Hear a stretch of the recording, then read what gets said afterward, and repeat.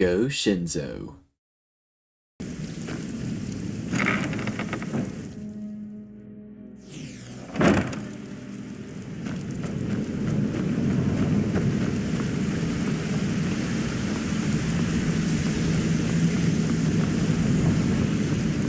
We've scoured the town and I've spoken to every contact we have left. No sign of Mercer. Any luck on your end? Shore's beard. He's going after the eyes of the Falmer? That was Gallus's pet project. If he gets his hands on them, you can be certain he'll be gone for good, and set up for life. Agreed. He's taken everything the guild has left, and to go after one of the last greatest heists is just an insult. I've spoken to Carlia and made amends for how the guilds treated her. Now she wishes to speak with both of us. Quickly, we have no time to lose. Until next we meet, lass.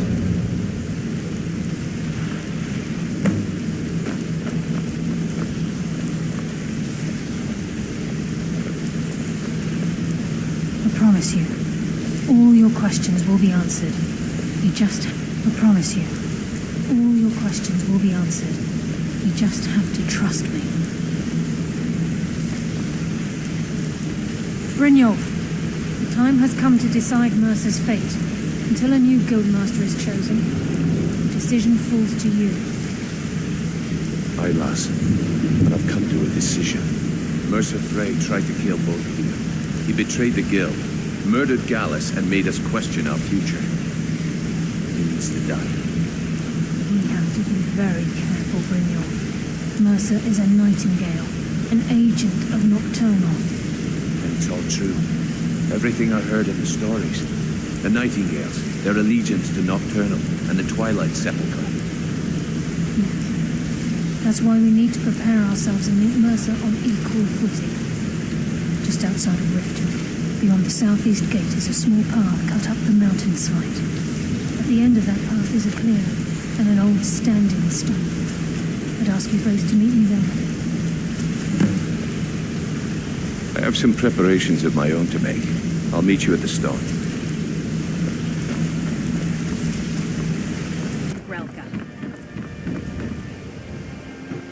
Buying and selling fine jewelry here. What a waste. You gonna buy something, or just here for training? Otherwise, move on. Take a look.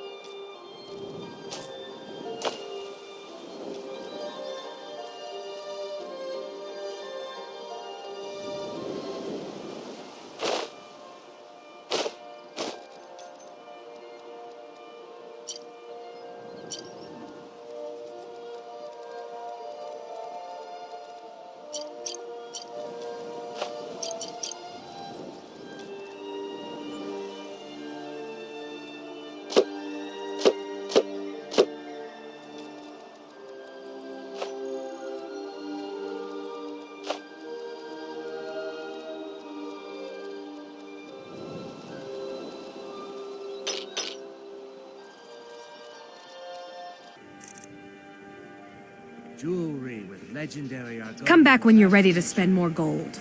Goodness knows I could use it. Greetings, honored friend. Could I interest you in some fine jewelry? See for yourself.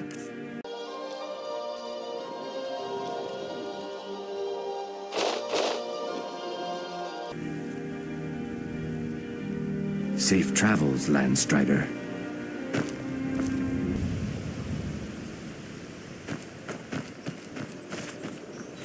I'm glad you're here.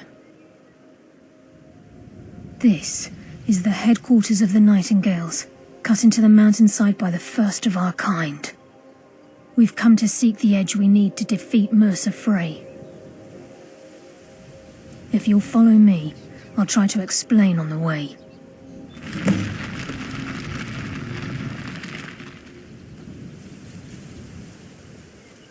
Gallus, Mercer Frey and I were once members of what's known as the Nightingale Trinity. The Trinity disbanded 25 years ago when Mercer Frey betrayed us by slaying Gallus and dumping his body in the ruins of Snowvale Sanctum. Indirectly, the Trinity is usually selected from the ranks of the Guild, although its existence is a closely guarded secret. The Nightingales protect the Temple of Nocturnal, a place known as the Twilight Sepulchre.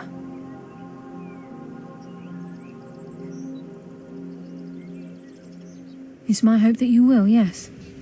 This way, please.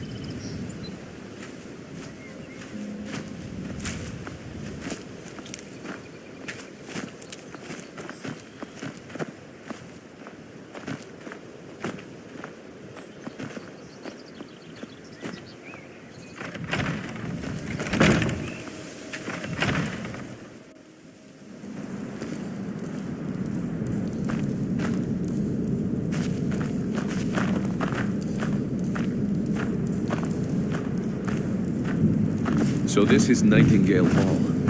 I heard about this place when I joined the Guild, but I never believed it existed. The assumption that the Nightingales were just a myth was seeded within the Guild on purpose. It helped divert attention from our true nature. What's wrong, Brynjolf? I can almost hear your brow furrowing. I'm trying to understand why I'm here, lass. I'm no priest. I'm certainly not religious. Why pick me? This isn't about religion, Brynjolf. It's business.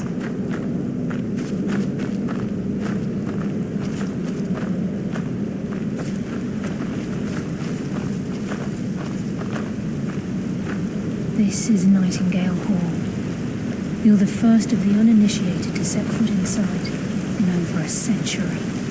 Now, if you'll both proceed to the armory to don your Nightingale armor, we can begin the oath.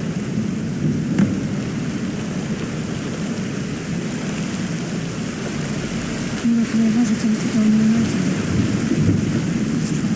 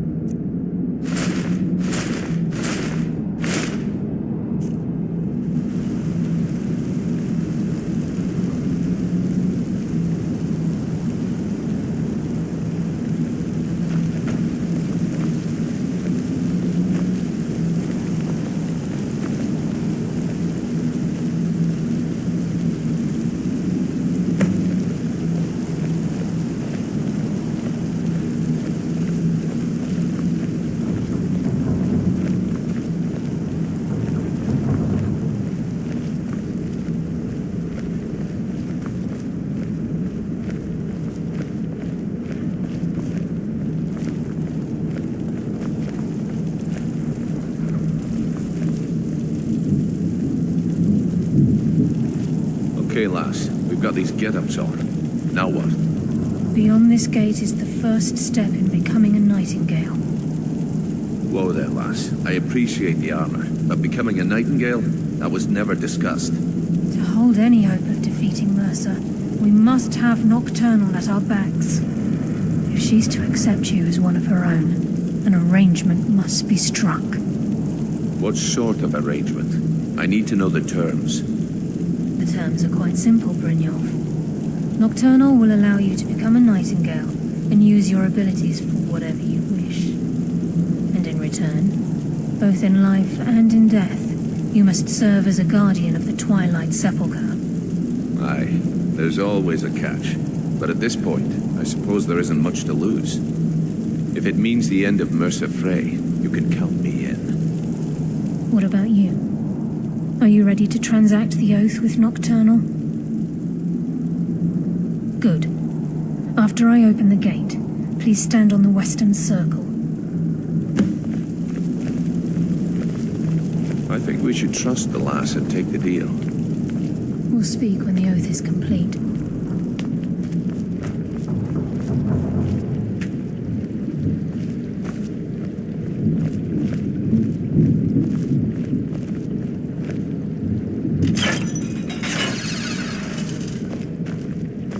I think we should trust the lass and take the deal.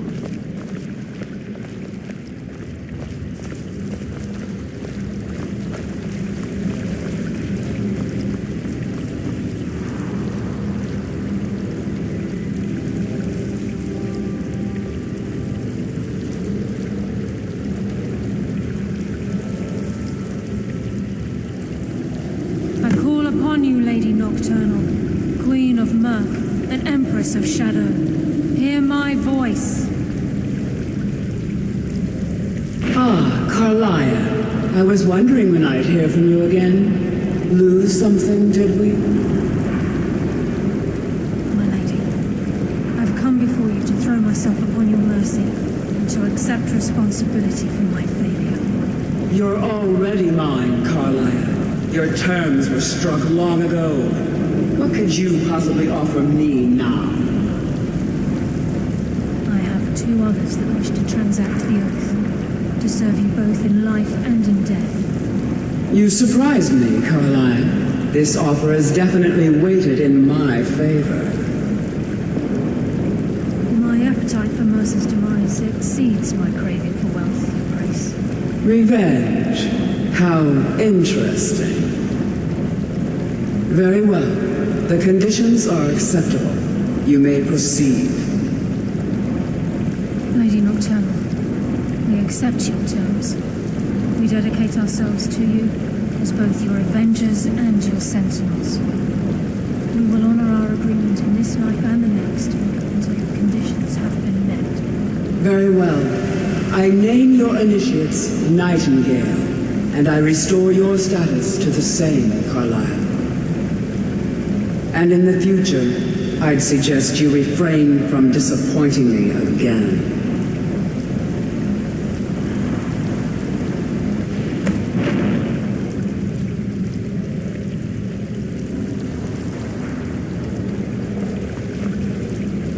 Now that you've transacted the oath, it's time to reveal the final piece of the puzzle to you. Mercer's true crime. Mercer was able to unlock the Guild's vault without 2 keys because of what he stole from the Twilight Sepulchre, the skeleton key. By doing this, he's compromised our ties to Nocturnal and, in essence, caused our luck to run dry. Well, yes, but the key isn't only restricted to physical barriers. All of us possess untapped abilities, the potential to wield great power securely sealed within our minds. Once you realize the key can access these traits, the potential becomes limitless. Good. Then you understand why this is about more than just Mercer's lust for power. If the key isn't returned to its lock in the Twilight Sepulchre, things will never be the same for the Guild. As time passed, our luck would diminish to the point of non-existence, and whether you know it or not, our uncanny luck defines our trade. Very true. In our line of work, it's quite rare we set out to return a stolen item to its rightful owner. Before we depart, Brynjolf has some business to discuss. I suggest you listen to him. Listen, lass. There's one last piece of business we need to settle before we go after Mercer. The leadership of the Guild. Carlia and I had a long discussion before you arrived here. Thanks to your efforts, Mercer's treachery has been exposed. After we deal with him, all that remains is restoring the Guild to its full strength. As a result, we both feel that you have the potential of replacing Mercer as leader of the Thieves' Guild. I've been at this game a long time, my friend. A long time. I've stolen trinkets from nobles and framed priests for murder. I'm good at what I do, maybe even one of the best, but it's all I know. I've never been one to lead. Never desired it, never cared for it. Don't want it. Well, we have a bit of an errand to run before your coronation, so don't get sentimental on me now. Then it's decided. When this is all over and Delvin's contacts assure me that we've regained our footing in Skyrim, We'll handle the details. Until then, we have quite the task ahead. I've been poring over the plans you brought us, and I'm convinced the eyes of the Falmer are in the Dwarven ruins at Erkenthand. Carlia and I will meet you there. Prepare yourself, lass. This will be a fight to remember.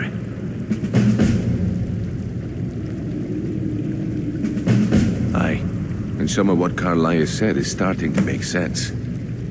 Mercer may have damaged our reputation and raided our coffers, but this goes well beyond even his twisted form of larceny. Old Delvin kept calling it a curse, and we all laughed at him. Looks like the joke's on us.